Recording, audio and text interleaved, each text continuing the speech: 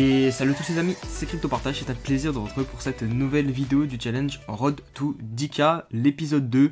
Comme vous pouvez le constater à l'écran, on a 1085 $ sur le challenge, donc on a un petit peu baissé comparé à la première vidéo, ce qui est totalement normal puisque le marché crypto dans sa globalité a diminué, mais on s'en sort plutôt bien puisqu'on a pas mal d'atomes et Atom a fait un très joli rebond, donc c'est pour ça qu'on a très légèrement baissé. Selon sur quoi vous êtes exposé actuellement sur le marché crypto, vous avez peut-être un peu plus ressenti la baisse que si vous aviez notamment du Atom. On a encore pas mal de stablecoins de côté, vous pouvez le constater, 400 $. Alors au programme de la vidéo aujourd'hui, on va partir de l'exchange centralisé Ascendex avec nos atomes et on va filer sur le wallet Keplr pour pouvoir stacker nos atomes et être éligible aux airdrops, être éligible aussi au stacking. Comme ça, on va gagner plus d'atomes sur notre bac d'atomes déjà existant. Donc ça, c'est vraiment quelque chose que je veux mettre en place dans cette série de vidéos. Je ne veux pas juste laisser les cryptos dormir sur un échange centralisé. Non, on va aller explorer un petit peu les blockchains. Et je pense que voilà, ça va nous apporter des connaissances techniques en plus de ça. Donc c'est vraiment cool en plus aussi de gagner potentiellement de l'argent. Donc voilà, on va essayer de relier les deux. Et en deuxième partie de vidéo, on fera un point sur l'analyse technique de toutes les crypto-monnaies qui sont dans le portefeuille. J'analyserai aussi les cryptos que vous m'avez donné en commentaire. D'ailleurs, n'hésitez pas à le faire encore. Je vous remercie vraiment parce qu'il y a eu énormément de conseils. Vous m'avez donné des conseils, des cryptos intéressantes à rajouter au 10K Challenge. Donc tout ça, on va analyser dans cette vidéo. N'oubliez pas de mettre un petit pouce bleu voilà, pour soutenir le concept et à me rejoindre sur Twitter. J'ai Discord et Insta aussi, mais Twitter c'est vraiment le plus important parce que c'est là où dès que je ferai une action sur le challenge, vous le saurez en premier. Je mettrai un petit tweet comme ça si vous voulez vraiment suivre le challenge, vous êtes directement au courant. Juste avant de rentrer sur la partie technique avec comment envoyer nos atomes sur le wallet Keplr, je voulais faire un petit point rapide sur Twitter et notamment ce tweet que j'ai mis, puisque suite à la première vidéo, vous avez été très nombreux à commenter, à me donner de la force, et franchement, ça me fait hyper plaisir. Et du coup, je me dis, vu que c'est un projet communautaire, je pense vous reverser une partie du 10K Challenge. Si on arrive à 10K, voilà, je redistribuerai une partie des 10K, tout simplement en forme de concours ou en forme au plus méritant, je sais pas encore, on verra tout au long du challenge, mais de toute façon, c'est pas un challenge qu'on va réussir en une semaine, en un mois, il faut être lucide. Après c'est possible, si on a un coup de chance, de toute façon la chance elle fait partie de l'investissement, il suffit qu'une de nos cryptos pète et voilà, on peut plus ou moins très vite monter dans ce challenge, mais ça on verra avec le temps. Je me laisse minimum 6 mois, voire bien plus, c'est de l'investissement, c'est un portefeuille qui va prendre du temps et souvent, je l'ai mis aussi dans un tweet, on est très vite déconnecté de la réalité en crypto-monnaie. Il faut quand même bien rappeler que faire 1K à 10K c'est 1 x 10 et faire 1 x 10 c'est quelque chose d'énorme. Vous faites 1 x 10 en un an, 2 ans, 3 ans, c'est sur votre capital, c'est énormissime, vous pouvez réellement changer de vie. Donc voilà, on n'est pas pressé, tranquillement. Il ne faut pas oublier aussi qu'on va apprendre beaucoup de choses en termes techniques, comme ce que je vais vous montrer là avec envoyer vos atomes sur le wallet Keplr. Donc tout ça, c'est des connaissances, et les connaissances, ça vaut pas de l'argent, mais ça vaut énormément aussi. Donc tranquille, on prend notre temps, et je pense qu'on va y arriver, en tout cas, je l'espère. Allez, on va débuter avec une première péripétie sur ce 10K Challenge, puisque je veux envoyer mes atomes sur le wallet Keplr, et qu'est-ce que je constate sur Ascendex? C'est pas possible, le réseau est actuellement en maintenance ou est suspendu, et j'ai remarqué que ça arrivait très souvent que le réseau Atom était en maintenance sur les échanges centralisés. Alors je sais pas à quoi c'est dû, mais en tout cas ça fait plutôt chier. Donc là, et en plus de ça, c'est même pas que Atom, parce que sinon je l'ai déjà fait, j'aurais converti en Luna ou en Kava ou en fait, et j'aurais envoyé directement sur Keplr. Malheureusement, là je ne peux pas puisque tout est suspendu. Donc ce que je vais faire, c'est que je vais utiliser mes autres échanges centralisés comme Binance par exemple, et du coup ça va me permettre d'envoyer les atomes sur le wallet Keplr. J'espère qu'il n'y a pas trop de personnes qui regardent la vidéo qui sont que sur Ascendex, parce que du coup vous n'allez pas pouvoir envoyer les atomes tout de suite sur Keplr. Je pense que ça va revenir, il n'y a pas de raison que ça dure très longtemps, mais moi pour les besoins de la vidéo, du coup je vais me permettre d'envoyer des atomes depuis Binance.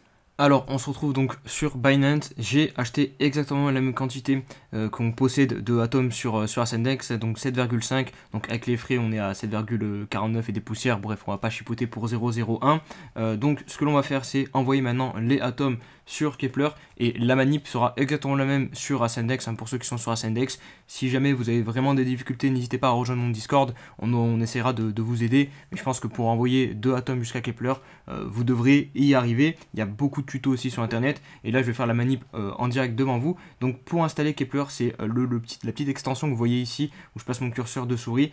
Donc vous faites ajouter Keplr extension Google, tout simplement. Vous allez dans vos extensions Google, vous tapez Keplr et vous l'ajoutez. vous vous créez un compte. Donc ça aussi c'est vraiment pas compliqué, ça prend réellement 2-3 minutes, je l'ai déjà fait pour pas que la vidéo soit trop longue. Et donc là on va repartir sur Binance. Une fois qu'on est ici, vous cliquez donc sur Keplr, une page va s'ouvrir, voilà, et vous sélectionnez l'adresse qui est ici, sur le réseau Cosmos, puisqu'on va envoyer des atomes. Vous cliquez dessus, ça la copie automatiquement, vous venez ici, vous collez l'adresse, hop, ça s'affiche, vous confirmez, il n'y a pas besoin de mettre de mémo. Et le truc à faire, si jamais vous n'êtes pas confiant comme ça sur envoyer des cryptos d'un wallet centralisé à un wallet décentralisé, ce que vous pouvez faire, c'est ne pas tout envoyer d'un coup. Je vois souvent des personnes qui débutent et qui paniquent, qui ont une somme par exemple, je sais pas, 500 euros, 1000 euros, 10 000 euros à envoyer, et ils envoient directement les 10 000 euros sur une adresse externe. Ça peut arriver, par exemple, je sais pas, là sans faire exprès, j'efface une lettre et hop, du coup je me trompe d'adresse. Et pour éviter ça, envoyez d'abord une petite partie de vos crypto-monnaies et comme ça, vous êtes tranquille. Alors moi, je vais pas le faire parce que voilà, j'ai l'habitude, mais sur des sommes un peu plus conséquentes, je le fais, j'hésite pas à découper, parce qu'on sait jamais, l'erreur peut être humaine, et là pour le coup vous n'avez pas de service client derrière qui va venir récupérer vos fonds. Donc faites très attention, et vous faites tout simplement retrait. Ensuite vous allez devoir confirmer le retrait en mettant votre numéro d'identification, le code par mail, enfin les choses classiques, et on va recevoir tout de suite les atomes sur le Keplr. Alors une fois que vos fonds sont reçus sur le wallet Keplr, malheureusement pour moi c'est toujours pas le cas, il y a Binance qui vient de m'envoyer un message, ça sera pas avant 12 heures qu'ils vont approuver mon retrait apparemment, donc ça me saoule. J'ai envie de sortir la vidéo aujourd'hui, donc je vais essayer de juste vous expliquer, vous n'aurez pas les transactions qui vont aller vraiment jusqu'au bout puisque je n'ai pas reçu les atomes, mais dès que je les reçois je ferai la manip et je sais pas, je verrai, soit je vous l'intégrerai à la prochaine vidéo si vous avez vraiment pas compris les manips à faire, mais dans tous les cas là je vais tout vous montrer et essayer de vous expliquer au mieux. Et voilà, c'est la faute des échanges centralisés aussi. Ils jouent avec nos fonds, on peut pas les retirer quand on veut. C'est ça qui est chiant avec ces échanges centralisés. Au final, c'est un petit peu comme les banques. Ça devient même exactement comme les banques. Vous voulez faire un retrait, il faut attendre que une personne physique derrière vérifie le retrait, etc., etc. Alors que ce qui est cool avec la blockchain, c'est que justement on fait confiance à un code informatique et ça va beaucoup plus vite. Et donc voilà, c'est pour ça que les échanges c'est assez chiant et que aller sur des échanges décentralisés c'est plutôt intéressant. On est donc sur la plateforme Osmosis. Osmosis, c'est l'exchange décentralisé de Cosmos, de tout l'univers Cosmos. C'est vraiment le gros exchange décentralisé, là où quasiment tous les fonds circulent, là où il y a le plus de liquidité. Vous le voyez, il y a des pools. Donc qu'est-ce qu'une pool de liquidité? Pour ceux qui ne le savent pas, je vais essayer d'expliquer rapidement. En gros, comment fonctionne un échange décentralisé? Par exemple, si vous voulez, vous arrivez avec des atomes, vous voulez échanger le token Osmo. Le token Osmo, c'est le token de la plateforme. Comment vous allez faire? Il va falloir forcément que vous trouviez un vendeur en face, parce que si vous voulez échanger 10 atomes contre je sais pas combien ça représente au cours actuel de l'Osmo, de Atom Osmo, mais si vous voulez échanger vos atomes contre des Osmo, il faut que quelqu'un vende derrière. Mais est-ce que vous pensez vraiment que, vu que c'est décentralisé comme ça, directement il y a quelqu'un qui va venir et acheter votre quantité exacte de atomes que vous demandez? Non, c'est pas possible, ou alors il va falloir attendre beaucoup de temps. Du coup, ce qui se passe avec ces pools, c'est que vous venez avant, enfin vous n'êtes pas obligé d'être la personne qui veut faire la transaction, n'importe qui, moi, vous, enfin vraiment n'importe qui, vous venez et vous déposez des atomes et des Osmo. Et ça en fait ça va gonfler le carnet d'ordre, ça veut dire que du coup quand quelqu'un va vouloir faire une transaction, directement il pourra taper dans la liquidité que les personnes auront apportée et tout ça sera beaucoup plus fluide. Donc c'est comme ça que fonctionne un échange décentralisé. Et pour inciter les gens à venir déposer de la liquidité donc sur ces pools de liquidité, parce que en soi si moi j'ai des atomes et des Osmo, qu'est-ce qui me pousserait à venir donner mes atomes et mes Osmo, enfin c'est pas donner, c'est plutôt prêter à un protocole comme ça si je gagne rien en retour. Autant que je les garde pour moi, aucun intérêt, je prends le risque que le smart contract se fasse hacker et je gagne rien en retour. Donc non, ça marche pas comme ça, vous gagnez, là pour le coup, vous voyez sur la pool Atom Osmo 104% en APR, donc c'est grâce à ça que la liquidité est attirée sur les protocoles comme ça décentralisés. Ici vous avez la partie trade, donc c'est ici que vous allez pouvoir échanger des cryptos en une autre crypto, là par exemple Atom Osmo, mais vous pouvez par exemple échanger Atom Regen, enfin toutes les cryptos de l'écosystème Osmo vous pouvez les échanger et c'est hyper rapide et c'est surtout sans frais. Donc c'est pour ça que pour notre challenge c'est vraiment parfait, on va pouvoir s'amuser, mettre dans les pools de liquidité, stacker, échanger des cryptos, enfin c'est pour ça que vraiment c'est hyper bien fait pour les petits portefeuilles, parce que si vous faites ça sur Ethereum, par exemple les 1000 $ en 2-3 jours vous les cramez juste avec les frais Ethereum, donc ça n'a aucun sens. Donc c'est pour ça que j'ai choisi l'écosystème Atom pour ce défi. Ici vous avez vos différents assets, bon pour le moment nous on n'en a pas parce que les atomes sont toujours pas arrivés à cause de Binance.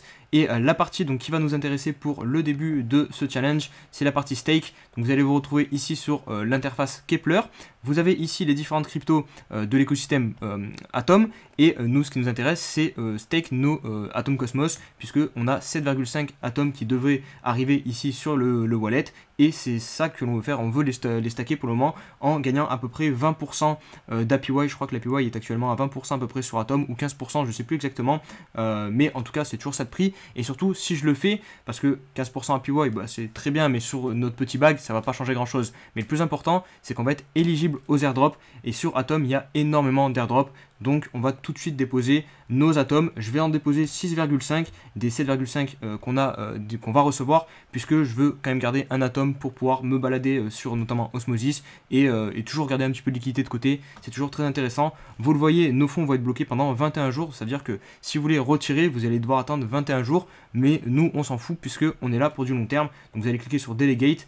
Normalement, il y a un message qui va s'ouvrir là sur Kepler et mettre approuvé, vous approuvez, et directement vos fonds sont déposés, et voilà, vous n'avez plus rien à faire. Donc voilà la fin de la première partie de la vidéo, donc plus basée sur le technique. Donc on a essayé de stacker nos atomes sur l'interface Kepler. Je pense que j'ai été assez clair, hein, mais vous me direz en commentaire, n'hésitez pas à poser des questions. Je compte aussi sur toute la communauté pour qu'on s'entraide entre nous. S'il y a des personnes qui ont des difficultés pour réussir à envoyer les atomes sur Kepler, ou je sais pas, n'importe quelle difficulté que vous pouvez rencontrer, bah, n'hésitez pas à taguer sur Twitter, à taguer sous la vidéo. Vraiment, on est là pour s'entraider tous ensemble, mais je pense que normalement ça devrait le faire, vous inquiétez pas. Et surtout, prenez votre temps, regardez bien la vidéo. N'hésitez pas à aller chercher des tutos sur internet, et surtout n'envoyez pas tout d'un coup. Si vraiment vous avez l'impression de faire une connerie, faites doucement, envoyez petit bout par petit bout. Ici vous pouvez tester parce que les frais sont extrêmement faibles, donc ça impactera pas beaucoup votre portefeuille, et c'est vraiment pour ça que j'ai choisi tout l'écosystème Atom, parce que justement on peut se permettre de faire quelques petites erreurs, et quand on est débutant je pense que c'est quand même important. Et même l'interface est plutôt cool, vraiment. C'est pas pour rien que je vous chill et que je vous emmerde tout le temps avec Atom, parce que vraiment je trouve qu'ils apportent quelque chose de différent comparé aux autres blockchains. Et je pense qu'en 2022 notamment, on va avoir beaucoup d'évolutions en termes de prix sur les tokens de cet écosystème. Allez, on passe maintenant à la partie analyse technique de la vidéo et petit point sur la gestion du portefeuille. Donc on va se retrouver sur TradingView pour analyser les graphiques. Donc on a eu une petite correction ces deux derniers jours depuis que j'ai sorti la vidéo. Donc j'espère que vous avez quand même réussi à rentrer sur cette correction, même si vous n'avez pas eu les points où moi j'ai acheté mes atomes par exemple, où j'ai acheté mes différentes cryptos. Sur certaines cryptos on est quasiment revenu au prix où je les ai achetés. Donc en soi, si vous voulez rentrer, vous avez pu rentrer. Et honnêtement, sur ce challenge où on vise du long terme, que vous achetez à 5% plus cher, même 10% plus cher sur les achats que je fais, c'est pas forcément extrêmement grave. Donc parce que j'avais beaucoup de personnes qui m'ont dit ouais c'est dommage, t'avais déjà acheté les cryptos, etc., on peut pas rentrer, on peut pas vraiment te suivre. Franchement, si vous pouvez 5-10% de différence sur les achats que je fais, c'est pas une énorme différence, je pense, sur du très long terme. Donc voilà, n'hésitez pas je pense, voilà. Après j'aime pas trop donner de conseils en investissement, parce que je sais qu'il y a des personnes qui vont me suivre tête baissée, et moi vraiment ce que je veux c'est vous suivez plutôt les connaissances que je vous apporte, et pas vraiment tout suivre tête baissée. Je veux vraiment qu'on grandisse en termes de connaissances, et l'argent c'est secondaire, parce que voilà, j'ai pas envie que derrière si vous investissez trop d'argent dessus, vous perdez votre argent, ça me retombe dessus, ou des trucs comme ça. Donc vraiment, moi je vous partage mon contenu, mais c'est vraiment pour apprendre des connaissances. Et voilà, si vous voulez me suivre, vous pouvez, mais vraiment il faut que vous ayez conscience que cet argent, déjà de 1 il est perdu, et de 2 que je suis pas du tout responsable de votre investissement. Donc voilà, parenthèse close sur ce truc là. Alors du coup, ceci étant dit, pour l'analyse technique de Atom, je vous avais partagé le trade, la position que j'ai ouverte, enfin j'ai mis un ordre d'achat. En gros vous voyez là où il y a les petits pointillés ici, c'est une alerte. En gros j'ai mis vers 24,20, j'ai mis le tweet exactement. J'ai un ordre d'achat pour acheter un Atom parce que je voulais gonfler un peu plus mon bag. Malheureusement vous le voyez, la mèche, et ben elle est passée juste à côté, donc on n'a pas pu faire cet achat, donc tant pis, c'est pas grave. Mais en tout cas graphiquement Atom, ce qui est cool c'est qu'il réagit vraiment hyper bien. Vous voyez déjà depuis le bottom ici on a eu une belle mèche d'à peu près 15% qui a été ravalée, donc je pense qu'on peut aller chercher beaucoup plus haut sur Atom. Ça pourrait se corser au niveau de la zone de rechargement qui est plus très loin maintenant, sur la zone des 35 $ à peu près. On verra, mais de toute façon nous on est là pour le long terme, donc j'espère bien que la tendance haussière va continuer à se poursuivre sur Atom. Vous voyez les sommets de plus en plus haut, et on espère faire un sommet encore plus haut sur Atom Cosmos. Pour maintenant les autres cryptos, donc le Chiliz, on est toujours sur la zone plutôt basse de ce gros range. Donc il y a la zone vraiment parfaite qui est au 0,20, mais on n'y est pas vraiment. On a une deuxième zone de support qui est en train de se dessiner ici au niveau des 0,25. Donc ici pareil, pour accumuler, je pense que ça peut être pas mal intéressant. Fetch qui est une crypto de l'écosystème Atom, Pareil, on est sur la zone, toujours dans la zone d'accumulation. Ici, hop, je vous mets rapidement le Fibonacci, vous voyez, on est dans cette zone-ci. Donc c'est pareil, intéressant pour moi d'accumuler, mais je ne vais pas en reprendre. US, je vous avais dit que je réaccumulerai si jamais on venait sur cette zone ici à 1$, qui peut être très intéressante parce que là on est quand même bien perché, on est monté vraiment très très fort. Donc pas sûr du tout que la zone sur le daily, ici, hop, ce triangle ascendant ne casse pas par le bas. On verra, mais c'est possible et je m'y attends. Donc potentiellement on rachètera de l'UOS à 1$. On passe au CAPS, et le CAPS, j'ai mis un petit ordre d'achat parce que aussi c'est un projet qui est faiblement capitalisé et qui a un gros potentiel, je pense. Donc personnellement, je rentrerai si on revient chercher ce support à 0.08. J'ai mis un ordre d'achat d'environ 40$, il me semble à peu près. Je vous mettrai aussi sur Twitter quand l'ordre d'achat passera, si jamais il passe, combien j'ai acheté exactement de CAPS. Mais voilà, donc ça c'est les deux seuls achats au final que j'ai de programmés potentiels. C'est 50$ ici et 30 ou 40$ à peu près aussi sur Atom. Pour le reste, je n'ai rien rajouté. Kava, on est toujours dans une zone intéressante pour accumuler. Donc pareil, si vous voulez accumuler, je pense qu'ici c'est intéressant de se positionner. Et Ascendex, bon, je l'ai acheté comme ça. Mais pareil, je l'ai acheté comme ça, je dis ça parce que c'est la crypto de l'exchange. Donc Ascendex, c'est le ASD. Et c'est pour ça que j'ai acheté le token de l'écosystème. Mais en termes graphiques, on a cassé le dernier point bas ici. C'est pas ce qu'il y a de plus joli, donc je vais vraiment accumuler juste par pur fondamental et par pur parce qu'on est juste sur l'échange, donc voilà, par pur symbolique. On va faire un petit point rapide sur CoinTracking et sur le camembert pour voir vraiment la répartition du portefeuille. Donc on a 20% en Atom, c'est normal, c'est notre plus grosse position, je mise beaucoup sur cet écosystème. De l'autre côté, on a 37,5% de stablecoins. Alors j'en garde, pour beaucoup ça paraît énormément de garder 37% de stablecoins. Pour d'autres personnes peut-être que c'est pas beaucoup, mais pour moi je pense que c'est la bonne gestion à avoir actuellement sur notre portefeuille selon la localisation où on se trouve. Et je dirais même mieux, je pense qu'on devrait passer à 30% environ dans cette box là. Alors je vais mettre sur le daily, on le verra un peu mieux. Hop, j'enlève ce trait. Voilà, hop, et on va mettre toute cette box ici. Pour moi, c'est une zone de bottom que l'on va poser sur le BTC. En tout cas, c'est le scénario que je me fais. Si vous voulez voir vraiment techniquement pourquoi je pense qu'ici c'est un bottom, n'hésitez pas à suivre mes ADJ. Tous les jours, j'analyse le cours du BTC. Donc ici, si on peut passer à 30%, hop, je vais essayer de dessiner deux stablecoins, c'est nickel. Donc notamment les deux ordres d'achat que j'ai mis sur Atom et sur le CAPS. Voilà, ça pourra nous faire baisser notre nombre de stablecoins et s'approcher vraiment de cette zone symbolique des 30%. Et je pense qu'on sera plutôt pas mal pour la prochaine vague de hausse qui devrait arriver sur les crypto-monnaies. En tout cas, on l'espère. Techniquement, je pense qu'il y a des chances que ça arrive et même fondamentalement. Donc c'est ce que l'on est en train de jouer et je garde 30% au cas où voilà, il y a vraiment un scénario catastrophe et on revient très rapidement chercher cette zone-ci. Et là, je pense qu'on passera aux alentours des 20-15% de stablecoins restants puisque je rechargerai évidemment sur cette zone à 30 000$. Alors je me sers du BTC, peut-être qu'il y a des personnes qui ne comprennent pas pourquoi je fais mon avis sur le BTC, c'est tout simplement parce que c'est lui qui drive le marché. Vous pouvez être sûr et certain que si le BTC vient chercher de cette zone des 30 000$, vous allez avoir de sacrés soldes sur les altcoins. Et c'est pour ça que je réinvestirai entre 10 et 15% du capital du challenge en Road to 10K. On va passer maintenant à la dernière partie de la vidéo où je vais analyser les cryptos que vous m'avez donné en commentaire. Je vais vous dire pourquoi je les ajoute ou non au challenge Road to 10K. Je vous spoil tout de suite, j'en ajoute aucune pour le moment au challenge Road to 10K, mais il y en a vraiment, elles sont pas loin du tout à être pris en compte dans ce challenge. Donc la première c'est Secret Network. Alors ça c'est moi qui l'ai ajouté parce que pour moi c'est fondamentalement un très gros potentiel. C'est une crypto de l'écosystème Atom aussi. Et même graphiquement, bon, ici c'était vraiment une entrée parfaite. Perso, ça c'était pour mon compte perso. J'avais mis un ordre d'achat dans cette zone-là. Malheureusement, vous voyez, la mèche est passée vraiment tout proche et j'ai pas pu la voir. Donc on verra si jamais on revient bottom une deuxième fois sur cette zone-ci. Peut-être rentrer sur Secret, mais pour l'instant, c'est pas au programme. Veracity, alors elle, je crois que c'est la plus prometteuse des cryptos que vous m'avez donné en commentaire. Je suis complètement d'accord et en plus, même techniquement, pour rentrer actuellement, je trouve que c'est un bon prix. Vous voyez, cette zone des 0.03, elle a été énormément travaillée. Ici, on s'en est servi en tant que support. Ici, pareil en tant que support. Et là, pareil, on revient à la tester une nouvelle fois. Les moyennes mobiles, les MA50 est quasiment à plat. La MA21 se met aussi à plat. Donc, on est situé dans cette zone-ci. Donc, pour moi, ici, c'est une belle zone pour de l'investissement, pour acquérir du token Veracity. Alors pourquoi je ne rajoute pas directement au portefeuille? C'est tout simple, c'est parce que j'ai préféré renforcer mon bac d'Atom et renforcer mon bac de CAPS. Et je vous ai dit, il ne faut pas qu'on dépasse 30% de stablecoins investis actuellement. Donc je ne vais pas prendre position, je pense, sur le Veracity. Par contre, si jamais on descend sur la zone des 30 000$ sur le BTC et donc on est des prix encore plus attractifs, peut-être que je prendrai un petit peu de Veracity, mais pour le moment je ne rajoute pas du Veracity au portefeuille. On enchaîne avec VeChain. Donc VeChain, graphiquement pour investir c'est parfait, enfin je ne veux pas dire parfait, mais c'est intéressant parce que voilà, on est sur une grosse zone weekly, un gros support weekly, et pour moi voilà, les gros supports comme ça, on peut les payer, les moyennes mobiles sont à plat, donc graphiquement, c'est assez intéressant pour entrer sur VeChain.